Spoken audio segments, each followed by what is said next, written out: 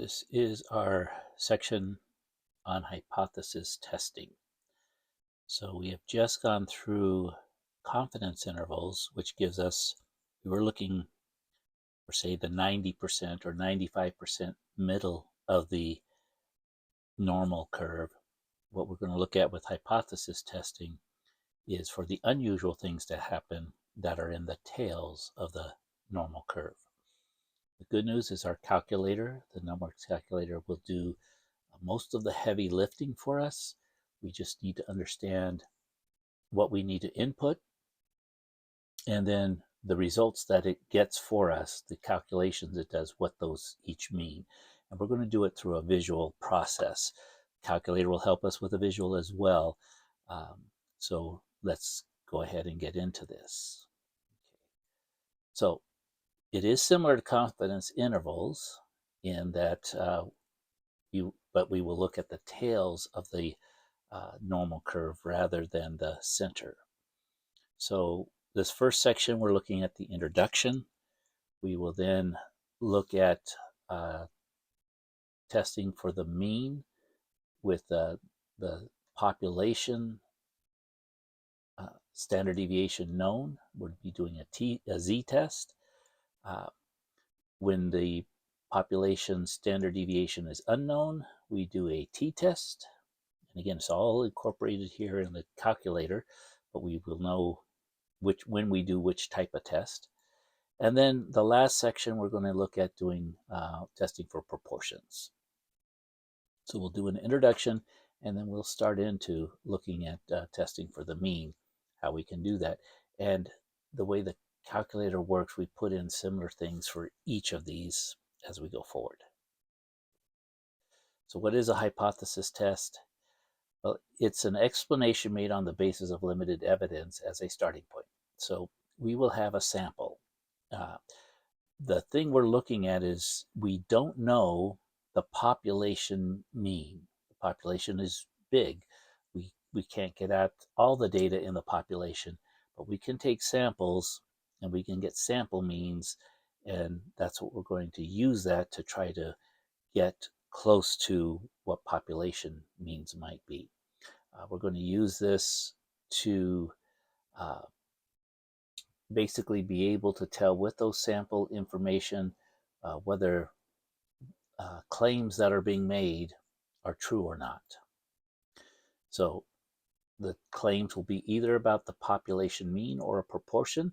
You can actually do this process for other types of parameters or statistics from a sample, but we're going to just focus on these two, the population mean and the population proportion, or the percent of successes, going back to the binomial. It's either a success or a failure, so that's the proportion part. We always set this up with two statements. One we call the null hypothesis, the other the alternative, and they are complements of each other. So what I mean by this is you'll see as you go through here that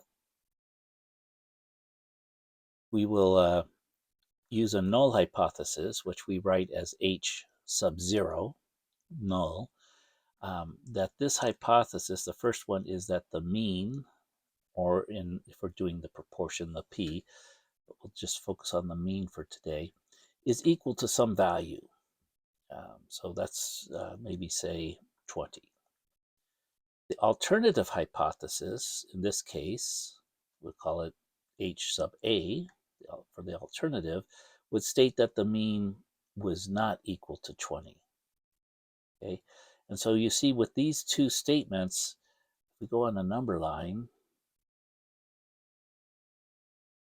here's 20, so that's the null hypothesis. The alternative would include everything else, either this way or that way. Okay, so if the null hypothesis is false, then we've got the other, then the other must be true, because we're including all numbers on the number line. It'll maybe make more sense as we go forward. The other thing that could happen with the null hypothesis is it's always got to include this part about being equal, but it could be less than or equal to, say, 20. And in that case, the alternative hypothesis will be that the mean is greater than 20. So you see how that works. Uh, the alternative, or say this is H naught here, label these. This would be the alternative, and this over here would be the alternative. For the second one, we've got 20 as the null hypothesis, but that the mean is less than or equal to 20. So this would encompass all of the null hypothesis. And the alternative hypothesis, I suppose I could change colors, right? That make it clearer, would be over here. So again, the numbers come out that, either the blue is true or the red is true, but we'll go through, okay? And then there's one final option, and that is that the null hypothesis, the mean would be greater than or equal to 20. And in that case, the alternative is that the mean is less than 20. And it would be the reverse of this one. So we could do that, right?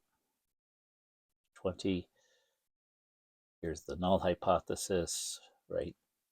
And then the alternative hypothesis would be that the mean is down here. So you can see they're complements of each other. They include the whole number line. Okay. So if one is false, the other must be true. Setting up a hypothesis test. So let's take this example. A company advertises that the average life of its furnaces is more than 18 years. We're told that the population standard deviation is known. So where we go is we go into our applications. We go down to inferences. This is where the tests are at. And you should be familiar with this from confidence intervals that we've just recently done. And let me back this up a little bit. We'll kind of do both at the same time, right? So inferences goes to tests or intervals. We've been doing confidence intervals. In this section, we're doing tests. And we have several different types of tests. We are going to focus on the top two in this chapter, and the next two, the two proportions and two means, in the next chapter after this. So we're going to do a one mean test. Let's go ahead and get caught up here. A one mean test. With the one mean, there are two types. There's a t-test and a z-test. The t-test is if we do not know the population standard deviation. We'd only know the sample. But if we know the population standard deviation, then we're able to run a z-test. So those are kind of the things you've got to remember. When we come to the z-test, then we set up our null hypothesis. Notice the null hypothesis in this calculator will always be that the mu is equal to a number. So I've got 18 here. All you have to do is enter the value. And then whether it's a one-tail, two-tail, or three-tail, we'll talk more about those, but that's determined by the alternative hypothesis. We're going to set this one up since a company advertises that the average life of its furnaces is more than 18 years. The way a test works is if we can reject the null hypothesis, then we're able to accept the alternative hypothesis. So we want the alternative, if we're trying to prove that they're right, we would want the alternative hypothesis to be greater than. Because that's what we're trying to say. So the way a test works is if we can disprove the null, then we're able to accept the alternative. That we have evidence that the alternative is the appropriate one to take. Because remember, only one of these can be true, because they will do the whole number line. Okay, so we click through that. That's the one we want. We'll go OK. We got that one. And then we go to the next, where we input our statistics. So we need a sample, and that's what we're being given here. So we could also do this with a data set if they gave us a data set, and we'll look at one of those a little bit later. But I think we did back with confidence intervals, but it takes a lot to input those. So we've got the mean from a sample, right? X bar is a sample mean. A random sample of 35 furnaces finds an average service life of 18.75. With a standard deviation from the population that is known to be 2.5 years. So on average, 2.5 year variation in lifespan. Sample size is 35. We put that in there. And the sample significance level, alpha equals 0.05. That's pretty much the standard, but if it was different, we could enter that number in here. So 0.05, it's already there, but that's fine. Okay, so we put in our statistics. When we click on OK, it has now done all the calculations for us. So we see we get a z-test statistic, and we'll lay this out exactly what that means, that it was 1.77. The probability value of being there is 0.03796, so about less than 4%, right? 3.7%. Since our alpha level is 0.05 or 5%, our probability value is less than that, which means we are further into the tail than the significance level, which is a good thing, and means that we're going to be able, as we see here, we are in the rejection, what's called the rejection region. Alpha is the rejection region. And I'll show you, we can zoom in on this. So that gray double, or I don't know what you call that, the striped area, the gray striped area is our alpha level. Anything in that, if it's contained within that, we are able to reject that. We're able to reject the null hypothesis. So our p-value is the gold, the yellow, and it's fully in the rejection region. So in this case, we're able to reject the null, which actually was, we didn't set it up completely, it was the equal to, but really what the null hypothesis was that the mean was less than or equal to 18. It always has to have the equal to. And we tested is, we did the alternative as being that the mean is greater than 18. So we're able to reject the null, and we're able to say there is strong evidence that the mean actually is greater than 18 years. Okay, so that's a full hypothesis test.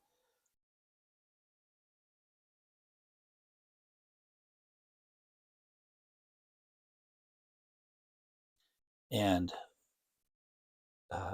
yeah, well, that came up at a.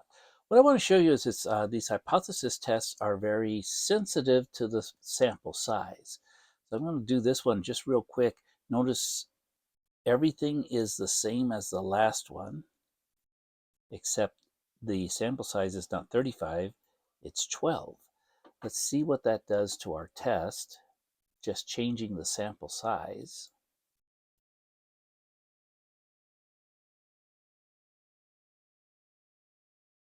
Notice now our p-value is 14%, almost 15% in comparison to the alpha.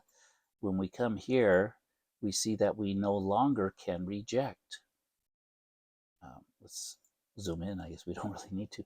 The yellow bleeds outside of the rejection region, so it's not completely contained by the rejection region. So in this case, we fail to reject.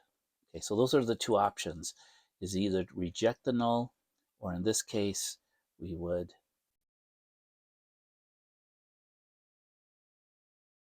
fail to reject the null hypothesis, which means we do not have enough evidence. Not enough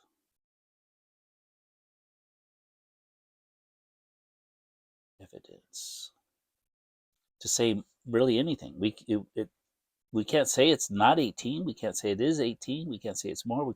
We just don't have enough evidence. Okay, and again, we're comparing this p-value to the alpha value of 0.05.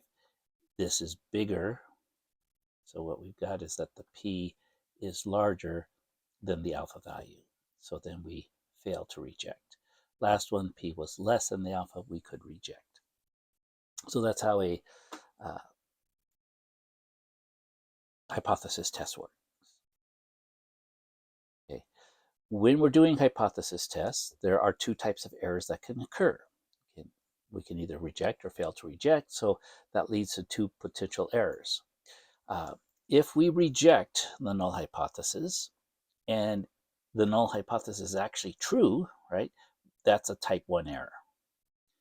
If we fail to reject, we do not reject the null, yet the null is false, that's a type 2 error. We're going to see the type 1 errors are typically more serious than a type 2 error. But as with anything, an error is not really good either way.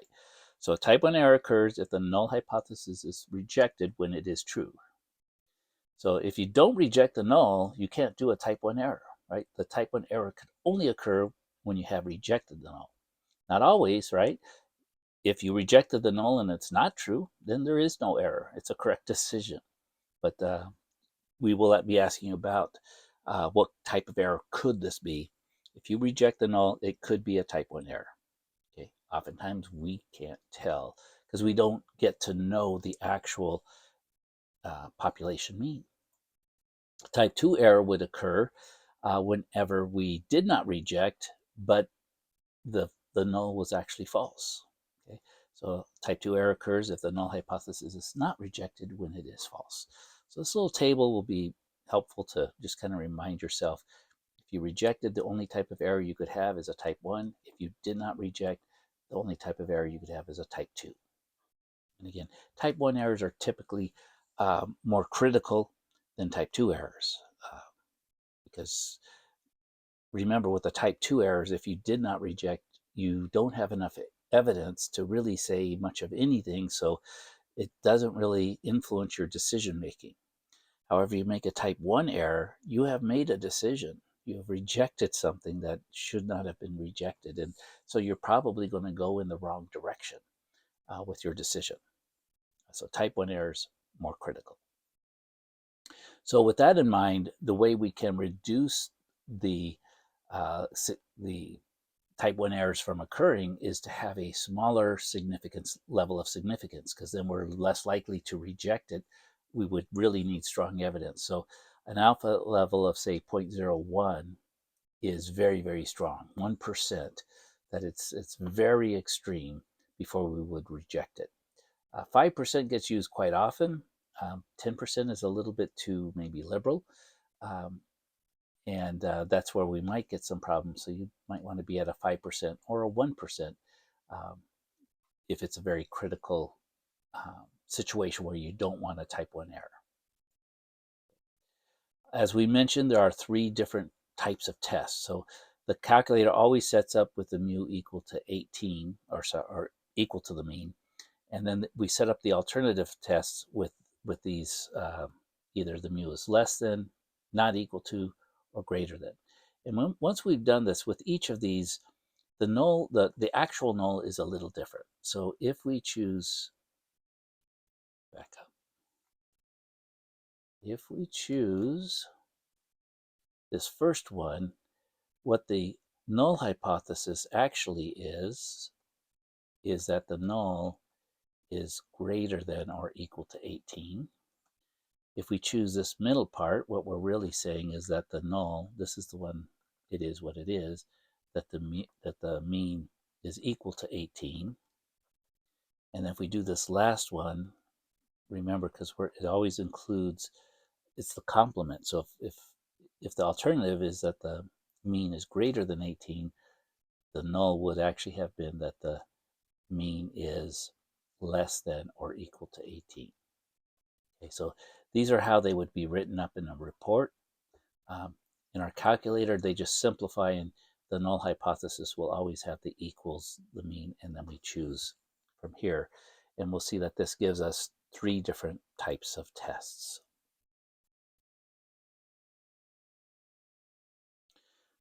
One is the left tail test, and that's whenever the alternative is that the mean is less than some number. So we're testing less than, we're testing to the left.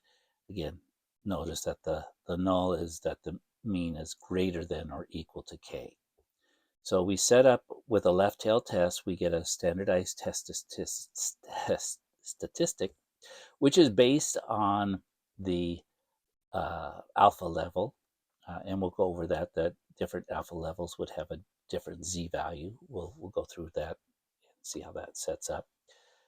Then their test statistic gets calculated, the z-value, using the sample mean minus the population mean, or the proposed population mean, standard deviation divided by the square root of n. And this is why sample size is so critical.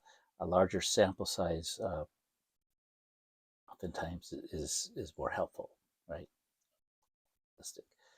So this would be how we would set this particular left tail test up. Our mean is equal to 18. This is less than. Okay. We could also do a right tail test, and a right tail test involves that the alternative is that the mean is greater than k. So we're testing to the right tail of the normal curve. Okay. The null hypothesis would be that the mean is less than or equal to k. Again, in our calculator, we put that down as, again, the null is always that the mean is equal to a number, but the alternative would be that the mean is greater than 18. That'll give us a right-tailed test. And the last one, again, we calculate the z-value, or actually the calculator does all of that. We input the mean, standard deviation, and the sample size, and it takes care of the rest. We also inputted the mean when we set up the hypothesis, right? In this case, the mean, the population mean we're saying is 18. And then a two-tailed test, notice it splits the level of significance into two, to a lower and an upper. So if we used a 10%, each tail would have 5%. If we used a 5% alpha, each would have 2.5. So this is half of the level of significance. We'll talk about that a little bit more. And that's where the null is that the mean is equal to a number, and the alternative is that the mean is not equal to that number. We don't know whether it's above or below. We're testing both sides. Okay. And for that one, this is how we would set the calculator up to know that we're doing a two-tailed test. We'll look at a couple examples as we go through.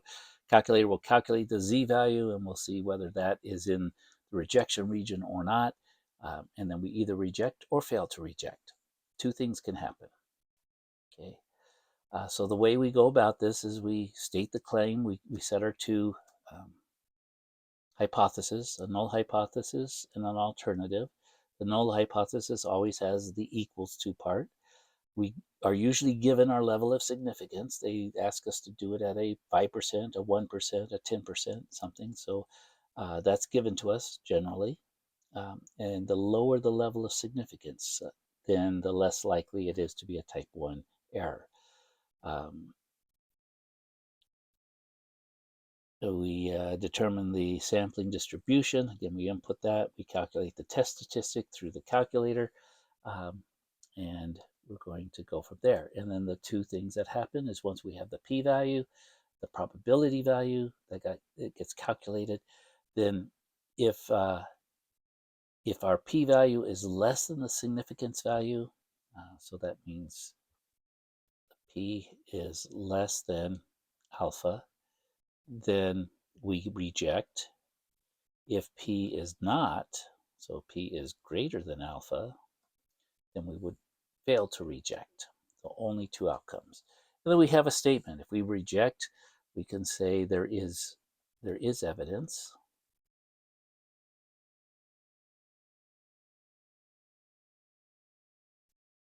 that the alternative is true.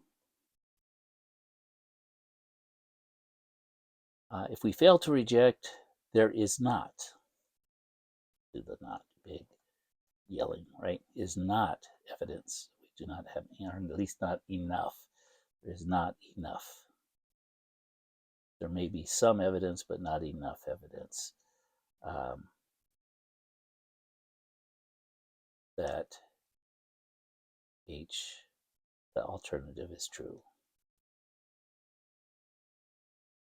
We don't know if it's false either, but we don't know. There's just not enough evidence to do much of anything. Okay, so those are that is the way it breaks out. So let's run through a few tests. We'll do a two-tailed test here. I'm going to back this up. We're doing z-tests. So we've got a two-tailed test at the alpha equals 0.05 or the 5% significance level. We're given a claim that the mean is $15. So I'm going to put in 15 for our claim. If we're doing a two-tailed test, that means we're doing the not equals to. We don't know if it's above or below, but we'll find out. The actual mean is different, right? So we put that in there. Given a standard deviation, a sample mean, and a sample size, calculate the z-statistic. Okay, we can do that.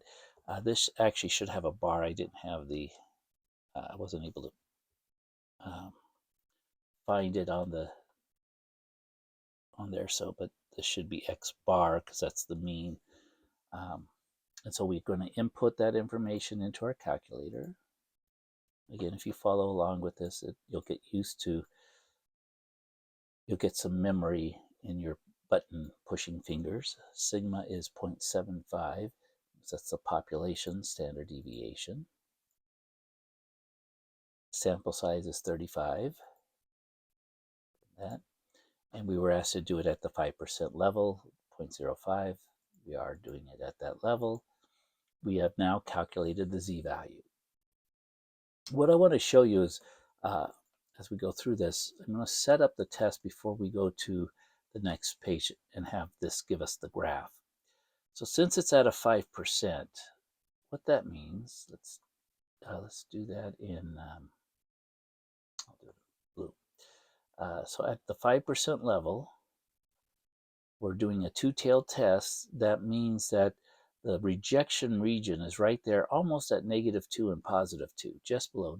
-1.96 would be right about here, and +1.96 would be about there.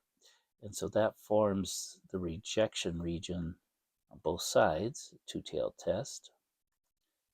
This is a p-value of 5, a total of 5%, 2.5 in each of the tails.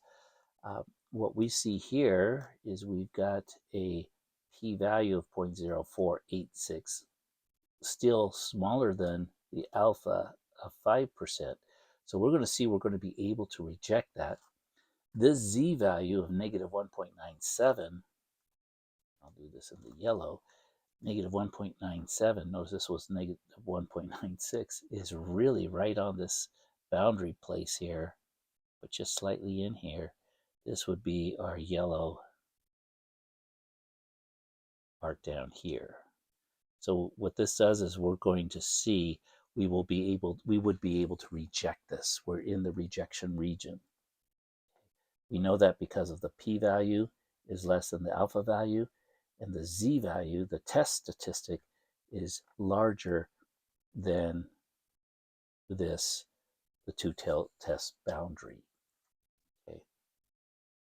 And we go here, calculated the test statistic with this. The calculator did it for us. We get this look, and go next.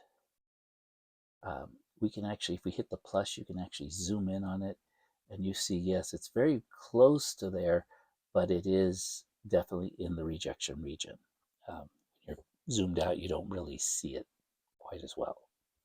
I think, let's see, can we go to, yeah, we could go to the left tail here.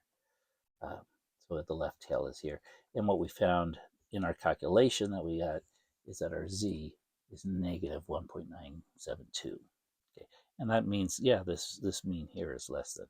So we would reject the claim that it was equal to 15 and say there is evidence that it is something other than 15. That's the first step. Now let's do we zoomed in on that. Let's do a one-tail test, or left tail, with left tail and right tail. So we'll see that we'll do the same thing. The claim is that it's equal to 15, but that the actual mean is less than So that's going to give us a left tail test.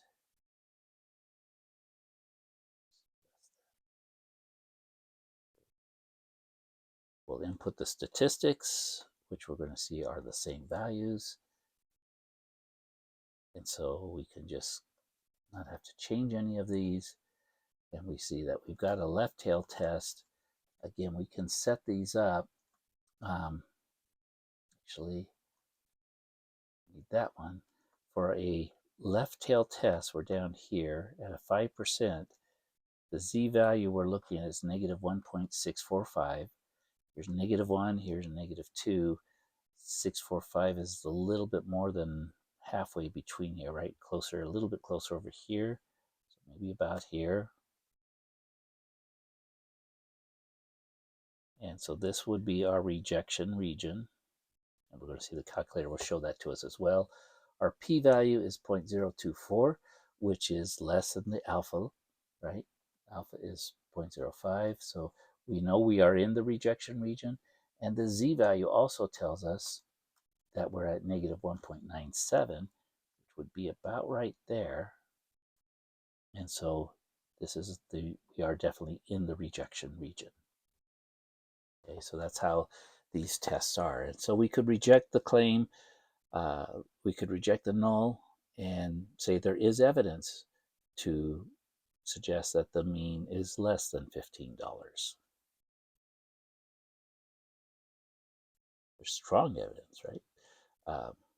Calculate the z, we have this, and then again we can zoom in and we see we are, from this chart, the calculator is telling us we are definitely in the rejection region. We could compare the p-value is smaller than the alpha value given there. Also, the z-value is smaller, is more negative than this z-value. So we have those two ways of checking it. I typically will focus on the p-value, p and alpha value, but they'll go both the ways. Okay. Let's see what's next. One more, right tail test. So we're going to go through this painstakingly, but what you're going to see is for the next sections, because this is, once you get used to using this calculator, it's very similar for all the different tests, that the next ones I will show you, have you go through a worksheet and showing you examples and working through them, and you'll see it's very similar for each of these. Okay, so we'll do a right tail test this time. The claim, again, the mean is 15, but this time the alternative will be that the mean is above 15, greater than 15. We're given some statistics. Let's go ahead and get this one set up first. And again, the calculator will do this for us. Sometimes if you watch this being done a few times and then come back. So 5% greater than, that's going to be a right tail test. So we've got our alpha 5%, a right tail test would be positive 1.645. Here's 1, here's 2, 645 is about there. So it would be like, it's hard to draw a straight line sometimes. Try a little bit better.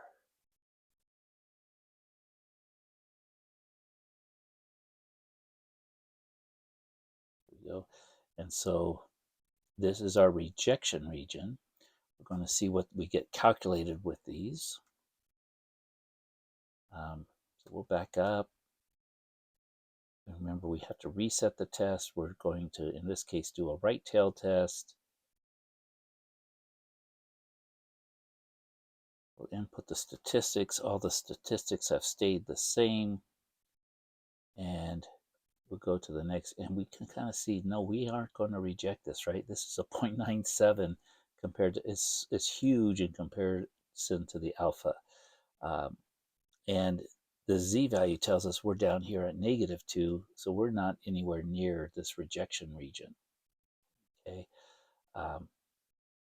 and what that's looking like is that we would be at -1.97, which would be about here, and then the shading, since we're above, would be all of this, look at this is your 97% that we've 0.975. We are definitely not in the rejection region. And you could kind of tell that, and I didn't fix this one, so it should be a X bar, that the mean is below 15, so it certainly couldn't be above 15. Okay, and if we go to the next step here, we see, yeah, we did not reject. Okay, so those are 3 types of tests, and then again, we just run through them. We'll look at a couple of examples as well. There are the next 2 sections after this are t-tests and proportions. The only difference really from what we've been doing, other than the proportions or percentages, t-tests are when we do that. Calculation's a little different, but calculator handles it all, so we don't have to worry about it. But we do a t-test whenever we only know the sample standard deviation, not the population standard deviation. Okay. Proportions, again, the calculation would be a little bit different, but the calculator will handle all of that, just remembering that proportions are percentages. Okay, but you'll see, and basically the only thing that really changes is what we do here. So for one mean, we could do a t-test, and notice it gets set up very similarly, but in our statistics, what we're putting in is we're putting a sample standard deviation, not a population standard deviation.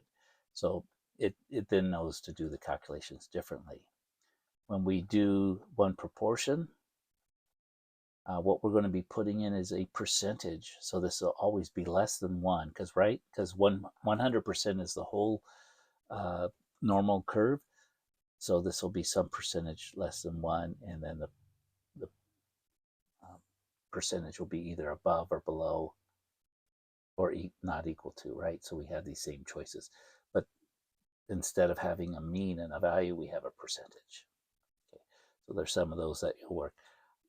We're down to the last 2 examples, and we'll work through this together, and then you'll be ready to start into the homework. There will be also a homework quiz, solutions that will work through the other types of hypothesis testing that we mentioned, the proportion and the t-test, right? But let's go ahead and construct this one and see how this would work. So we're told we're doing a one-tailed test with a left test. Employees at a construction or mining company claim that the mean salary of the company's mechanical engineers is less than one of its competitors, which is 95,600. They take a random sample of 20 of the company's mechanical engineers, and they find that they have a mean salary of 93,300, which is less, so you could say that, but what we want to see is it's statistically less. Assume the population standard deviation, so that would be the standard deviation for all mechanical engineers in the US is 9,500, and the population is normally distributed.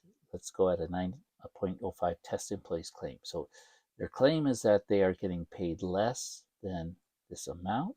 So when we go to set this up, what we can do, see, we're going to do a one mean. We're doing a z-test because we know the population standard deviation. The value is the competitor's 95,600. And they're saying that that the company is paying less than this. So again, if we could reject this null, that it's 95,600 or maybe possibly more, if we can reject this one, then we would be able to say there's evidence that our company is paying us less than that amount. Now, I realize this number looks strange. It's gone into scientific notation because there's not much room here. So 9.56 e to the 10th. That's 10 to the 4th power. So that makes it 95,000. Okay, so there's really no way to get around that. It just looks strange, but we know we put it in correctly. We're going to put in our statistics. Our X bar is the mean of our sample, is 93,300. Sample or population standard deviation, 9,500. Sample size was 20. And at the 0.05 significance level, that's our standard. So we'll just accept that as our default. We've got our Z value. We've got a P value of 13%, almost 14%. So what we can do right now is that is less than the alpha. Even if we did a 10% alpha, we still wouldn't be able to reject the null. We're at 13%. So the outcome of this is we fail to reject H naught. And that is that the competitors are paying more. We do not have evidence. We do not have enough evidence. Let's put it that way. We have some evidence, right? The sample, but we do not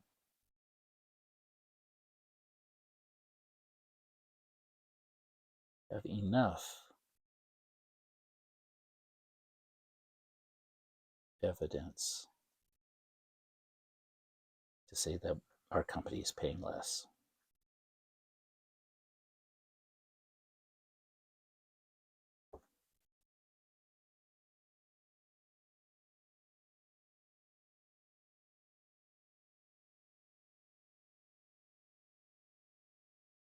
Less than 5,600. Okay. Now, we talked about sample size. What if we had done a bigger sample and gotten the same results? Well, let's do that real quick. I'll just show you. This is why some, because before we were calculating what sample size is needed. This is why, with this smaller sample size, we're not able to reject. But watch, if we when we input our statistics, we had, say, let's say we had 45. I think that might be enough. It might not be. We'll just see. But I think it'll get us closer. It certainly did. We still can't reject, but we're almost there. So it's just telling us, you know, again, and if we had a larger sample, these values, the mean we have might change as well.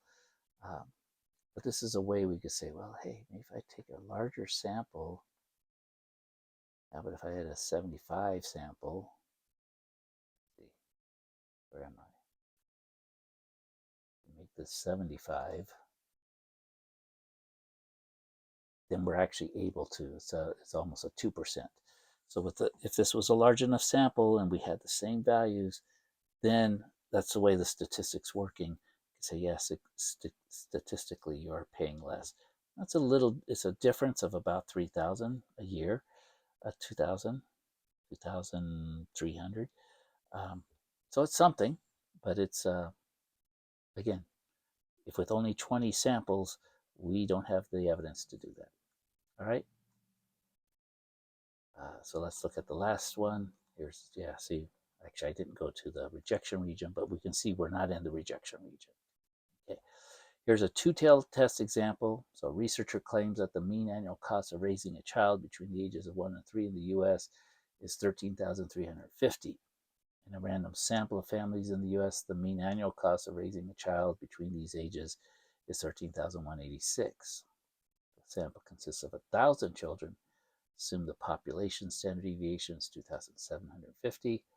Alpha level at 10. Is there enough evidence to reject the claim? So this is a claim that this is what it's equal to.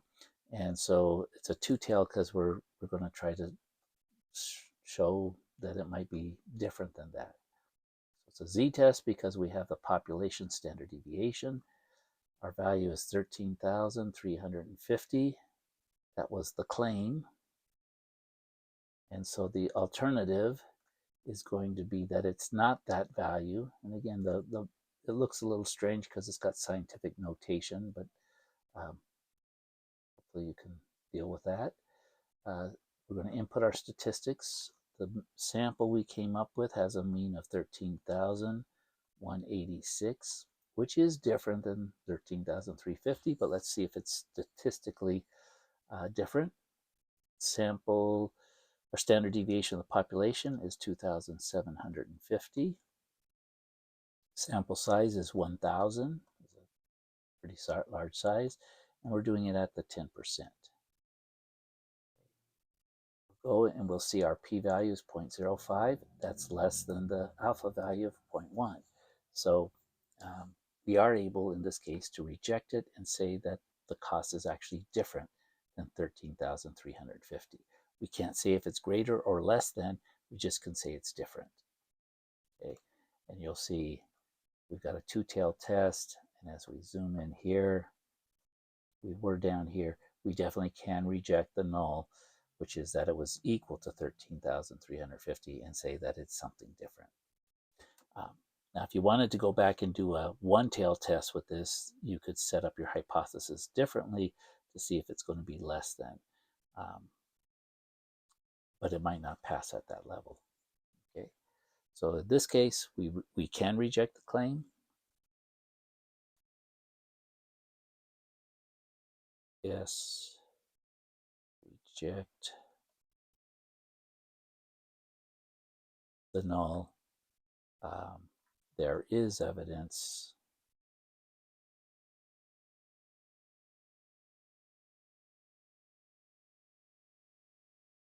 that the cost is different.